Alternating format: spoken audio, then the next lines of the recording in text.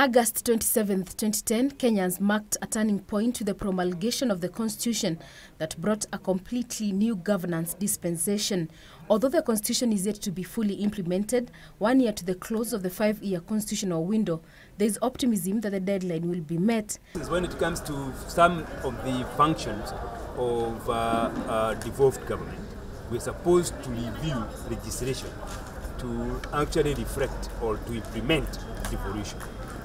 Policies and legislation to implement devolution legislations and so on and so forth. Some of those things are still outstanding and they are moving at various stages. You'll find some have advanced quite far. The National Assembly extended by 9 months the enactment period of 6 bills with a 4-year constitutional deadline, in effect altering Schedule 5 of the Constitution. Attorney General Professor Githu Muigai, however, in defending Parliament, cites technical delay, which he attributes to lengthy interrogation of the bills by Cabinet. These bills were interrogated at great length, not in one sitting, I think 3 sittings. And Cabinet requested that there should be further consultation in respect of a number of bills intending to implement Article 50. Even though the Commission on the Implementation of the Constitution sees no reason why Parliament should extend the enactment period of the bills, National Assembly Minority Leader Francis Nyenze accuses the government of passing bills that suit their individual interests.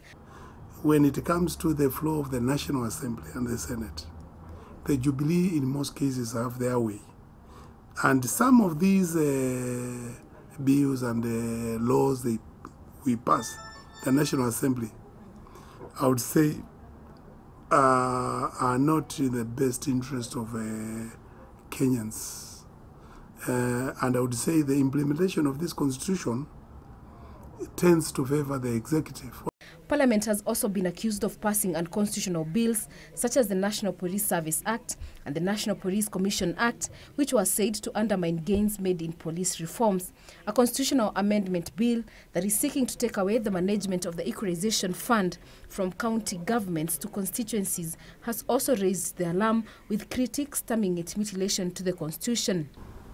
Piecemeal amendments of the constitution without an appreciation of how the Constitution hangs together as a single document can have it can cause long-term problems. We do not want a situation where we make an amendment. After 12 months, we think, oh, we made a mistake, and we make an amendment. In the middle of implementing, we have not completed this implementation. How can we reasonably assess the viability or otherwise or appropriateness of this constitution? Delay in passing the County Allocation of Revenue Bill by Parliament has affected operations at the county level, as counties are yet to adopt their budgets. Parliament is also yet to scrutinize audited accounts that will see county allocations increased. In most cases, the executive does not seem to be fully supportive of devolution. And sometimes because of the majority, they have more members in the National Assembly and in the Senate. Sometimes because of their interests not to implement this constitution to the letter, they use the tyrant of numbers. Kenyans hope that the remaining 1 year of implementation will not be characterized by further delays to their full realizations of the benefits they envisioned for the country when they overwhelmingly assented to it.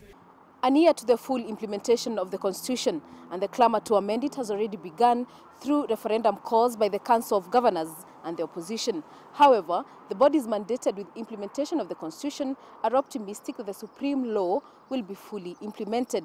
Marion Kanari for Channel 1 News in Nairobi.